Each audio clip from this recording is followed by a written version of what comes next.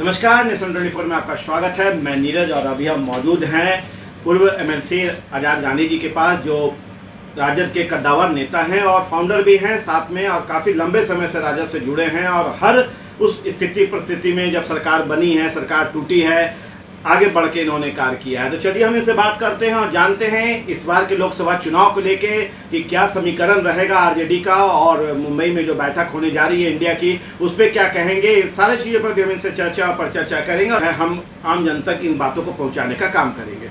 Nation 24 में sir आने के लिए बहुत बहुत धन्यवाद। बहुत धन्यवाद आपको। सर, पहला सवाल है, काफ़ी लंबे समय से आरजेडी से जुड़े हैं, कद्दावर नेता के तौर पे जाने जाते हैं, क्या कहना चाहिएगा कि इस बार का समीकरण कैसा है लोकसभा चुनाव में? देखिए, यहाँ जो विपक्षी पार्टियाँ हिंदुस्तान में एक हो रही है, बलवंत हो रही है जी, ऐसा नज़ारा हमको नहीं मिला था कभी देखने को। और ये नज़ारा इसलिए है कि हिंदुस्तान की जनता परिवर्तन चाहती है। तय कर लिया है भारत के लोगों ने कि हम मोदी सरकार को हटा सकते हैं। हमने तय नहीं किया, जनता ने तय किया। जो मालिक होता है लोकतंत्र में, डेमोक्रेसी में, वो मालिक ने तय किया कि ऐसे लोगों को रखने का जरूरत नहीं है जिन्होंने देश बेचने का काम किया, देश को बंधक रख दिया, हमारे सारी एसेट्स को अंबानी के हाथों बेच दिया, पूरा एयरपोर्ट बिक रहा है, कभी कुछ बिक रहा है। माने सुनते सुनते कहे लग रहा है कि ये पूरा देश को बेच देगा और उसके बाद झोला लेके चला जाएगा, जिसके हाथ बेचा है, दूसरा दुनिया में बस जाएगा। स्थिति हिंदुस्तान का 9 वर्षों के दरमियान में काफ़ी पीछे चला गया है। जो देश को आगे आना चाहिए वो देश पीछे चला गया। कांग्रेस ने जो इतिहास रचा देश में, देखिए लालू यादव जी रेल मंत्री बने तो रेल का एक सामान बिका भी नहीं, एक पटरी तक भी नहीं बिका और एक रेल का किराया भी नहीं बढ़ा।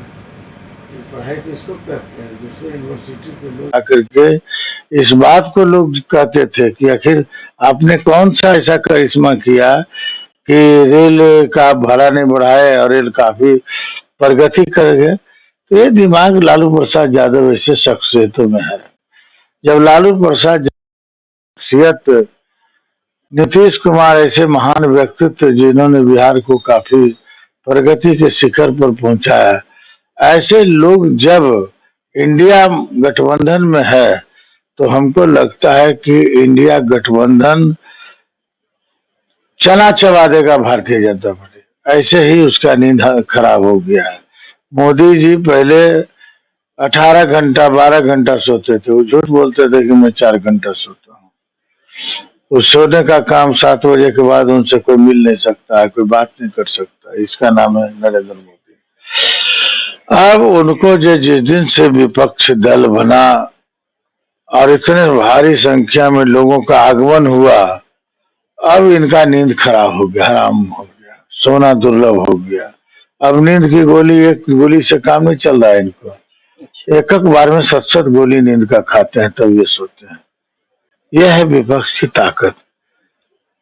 जब देश जिस उम्मीद के साथ आपको लोगों ने प्राइम मिनिस्टर बनाया तो आप उस उम्मीद पर उतरे नहीं। हम 400 रुपया गैस सिलेंडर को छोड़े थे, आप 1400 पर ले आए, 1200 पर ले आए। तेल की हालात भी, पेट्रोल की हालात भी काफी महंगाई देश में।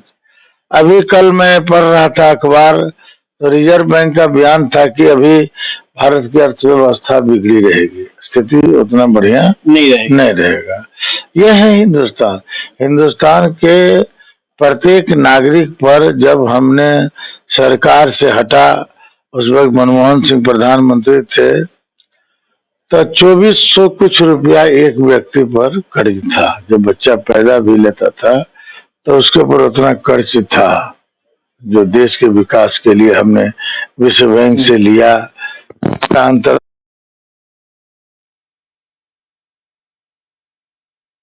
यह है कि 46,000 रुपया लोन एक एक व्यक्ति पर हिंदुस्तानी को मिलता है।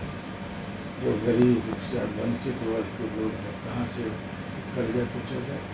जब देश बढ़ नहीं रहा, देश की इकोनॉमिकल हालात काफ़ी ख़राब हो रहा, तो ऐसे परिस्थिति में कहाँ से देश से पैसा है। आप पैसा जो आप बाहर विदेशों से लिए हैं, वर्ल्ड बैंक से लिए हैं, तो वो पैसा को आप किस रूप में चुकाएंगे? ये तो देश को गुलाम करने की राजनीति नरेंद्र मोदी जी कर रहे हैं। तो ऐसी परिस्थिति में जो विपक्षी एकता बनी है, ये दिल से बना है, कोई ऊपर से नहीं बना है, दिल से बना, हृदय से बना है। और ये हृदय से जो चीज़ें बनती है और जिस मिशन के तहत बनती है, वो मिशन पूरा करके लौटती है। आज चंद्रयान की लोग चर्चा करते हैं कि चंद्रयान हमने किया, हमारे राजपाट में चंद्रयान 3 गया, झंडा गाड़ गया। मैं वैसे शख्सियतों से पूछना चाहता हूँ कि वैज्ञानिक क्षमता का बढ़ावा और इलेक्ट्रॉनिक क्षमता का बढ़ावा किसने दिया इस देश में?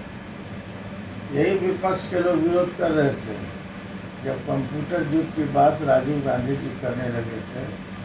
ऑफिसों में ताला लगने लगा था और लोग जो है काम छोड़ करके भाग रहे थे कि अब कंप्यूटर काम करेगा।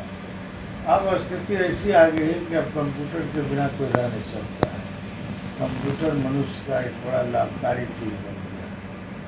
तो चंद्रयान को डेवलपमेंट करने में मनमोहन सिंह सरकार का बहुत बड़ा हाथ था। ये तो पका पकाया चीज़ खाने के लिए बैठे हुए नरेंद्र मोदी। इनका आने वाला जो समय है, जिन्होंने जिस तरीके से देश का माहौल को बर्बाद कर दिया, किसी को दहशत का नाम नरेंद्र मोदी। दहशत कैसे पैदा किया जाता है, ये नरेंद्र मोदी जी साहब से इनको बढ़िया थिएटर में अगर काम करते तो वो थिएटर हाई लेवल में चला जाता, बहुत चलता। ये स्थिति इनकी है। तो ये जो स्थिति जो आप भारत का जो देख रहे हैं, ये परिवर्तन का लहर है। ये परिवर्तन की दिशा तय करने का एक अच्छा विपक्ष ने ढूंढा है। और हमको लगता है जब चुनाव होगा, 24 में भी चुनाव होगा, और उसके पहले जो हमारी बैठक बम्बई में होने वाली है, फिर एक जगह और होने वाली है, वो सारा पन्ना साफ हो जाएगा कि हम किसको प्राइम मिनिस्टर बनाएंगे, किसको हम कन्वेनर बनाएंगे। लास्ट मीटिंग में होते होते सारा चीज़ आपको क्लियर करके मैं आपको बताऊँगा। इस देश का कन्वेनर कौन बनेगा, इंडिया का प्राइम मिनिस्टर का दावेदार कौन है, ये सारी बातें आपके समक्ष आ जाएगी। मेरे दृष्टिकोण से मेरी व्यक्तिगत राय है, नोट कुछ व्यक्तिगत राय भी होती है, इंसान का जीवन का होता है जी। तो मेरी व्यक्तिगत राय के अनुकूल नीतीश कुमार एक बड़े योद्धा, विकास के योद्धा के रूप में जाने जाते हैं। वेदागी जिसको कहते हैं, एक धार्मिक लोगों ने काफ़ी प्रयास किया नीतीश कुमार जी को बदनाम और बर्बाद करने का, लेकिन दाल नहीं गला। जिसको 17 बरस शासन चलाने का अनुभव है, भारत सरकार में मंत्री पद को सुशोभित किया हो जिन्होंने, बिहार के विधानसभा को सुशोभित किया हो जिन्होंने, बढ़िया बढ़िया पदों पर, एक अच्छे पदों पर, भारत सरकार के अच्छे पदों को में रह करके जिस तरह से कि ईमानदारी का परिचय नीतीश कुमार जी ने जो किया है देश में, यह दर्शाता है कि he is the candidate of prime minister. वह प्राइम मिनिस्टर के लायक हैं, कन्वीनर के लायक हैं। अगर उनको लोग नहीं भी मानेंगे तो नीतीश कुमार जी को कोई दिक्कत नहीं है। आप नीतीश कुमार पे बड़े दाव कर रहे हैं पीएम के तौर पर राहुल गांधी कहाँ जाएंगे? सोनिया गांधी जी का सपना है कि उनका बेटा कम से कम जो है मतलब पीएम की कुर्सी पर बैठ गया। देखिए, कांग्रेस पार्टी जो है उसका दूसरा नाम भी है जी, वो कर्ण जिसको कहते हैं जी। कांग्रेस पार्टी को कर्ण की भूमिका में भी है। कांग्रेस ने हमेशा, देखिए अभी अगर राहुल गांधी जी को कांग्रेस का अध्यक्ष बनना होता तो खड़गे साहब नहीं बनते, खड़गे साहब को बना दिए। तो नेहरू इंदिरा परिवार जो है वो हमेशा कर रहे हैं, दूसरे के लिए हमेशा संघर्ष किया है, देश के लिए संघर्ष किया। जो आदमी देश के लिए कुर्बानी दे सकता है तो ये वर्तमान समय में प्राइम मिनिस्टर की भी कुर्बानी दे सकता है। पर खड़गे साहब तो नाराज हैं थोड़ा। कहीं आपको लगता है मन की, आपके व्यक्तिगत मन की बात है, खड़गे साहब न कभी नाराज थे न नाराज होंगे। खड़गे साहब एक अच्छे नेता हैं और लालू यादव के सानिध्य जिसको कहा जाए, लालू यादव से भी हमेशा बातें होती रहती है खड़गे साहब की। और जितने भी लीडर हैं देश में, विपक्षी ताकत है, तमाम लोगों ने लालू प्रसाद यादव पर विश्वास जगा रखा है। लालू प्रसाद यादव अगर कह देंगे कि राहुल गांधी प्राइम मिनिस्टर बनेंगे तो बन जाएंगे। लालू प्रसाद यादव कह देंगे कि नीतीश कुमार को ऑल इन ऑल बना दिया जाए तो बन जाएंगे। लालू प्रसाद यादव कोई साधारण व्यक्ति नहीं है। मान के चले अगर हमारे लालू जी रिंग मास्टर होंगे, लालू जी किंग मेकर होंगे। He is king maker of India. Bharat का चाबी उनके पास होगा, देश कैसे चलेगा। लालू प्रसाद यादव एक तजुर्बेकार नेता के रूप में जाने जाते हैं और जिसके पास तजुर्बा रहता है वही ना देश चला सकता है। ये बन नहीं सकते लेकिन बनाने की क्षमता तो रखते हैं। लालू प्रसाद यादव एक ऐसे व्यक्ति हैं देश में जिसका जनाधार पूरे हिंदुस्तान में, इतना बड़ा जनाधार का लीडर सिंगल रूप में कोई नहीं है। और उनका बेटा तेजस्वी यादव ने जो प्रशिक्षण प्राप्त लालू प्रसाद यादव से किया है, हमको लगता है यह प्रशिक्षण जो है बिहार को आगे बढ़ाने की दिशा तय करेगा। किसी न किसी रूप में, आज या कल हो, वह किसी न किसी रूप में एक नई दिशा तैयार करेगा, नया बिहार बनाएगा। क्योंकि तेजस्वी या प्रसाद यादव जो बोलते हैं वही करते हैं। लालू यादव और तेजस्वी यादव किसी का कर्ज कभी नहीं रखा। हो सकता हम 10 रुपया के ऋणी हो सकते हैं, हम करोड़ के ऋणी हो सकते हैं, लेकिन लालू यादव तेजस्वी यादव किसी के ऋणी नहीं है। जो उनको अगर 10 आदमी से मदद करता है उसके लिए भी उतना समर्पण जो रहता है लालू यादव का, आज तक किसी ऐसे नेता में हमने ये गुण नहीं देखा है। इसलिए देश का जो वातावरण है, बोलने के लिए तो लाख लालू यादव पर लोग बोलते हैं, लेकिन देश की जनता समझ रही है, देश के लोग समझ रहे हैं। आप देखिए कि लालू यादव का बेल तोड़ने के लिए लोगों ने सुप्रीम कोर्ट में गया। सुप्रीम कोर्ट ने क्या कहा कि अभी मेरे पास आई हैव नो टाइम, मेरे पास कोई टाइम नहीं, हम सुनेंगे आगे महीना में। तो माननीय उच्चतम न्यायालय ने भी इस बात को समझा है कि लालू प्रसाद यादव ऐसे नेता को फंसाने का साजिश है, षड्यंत्र है। अब बताइए, कोई आदमी अगर बाजार में घूर रहा है, कोई आदमी लिव मेरिडियन जो नया बना उसको क्या कहते हैं,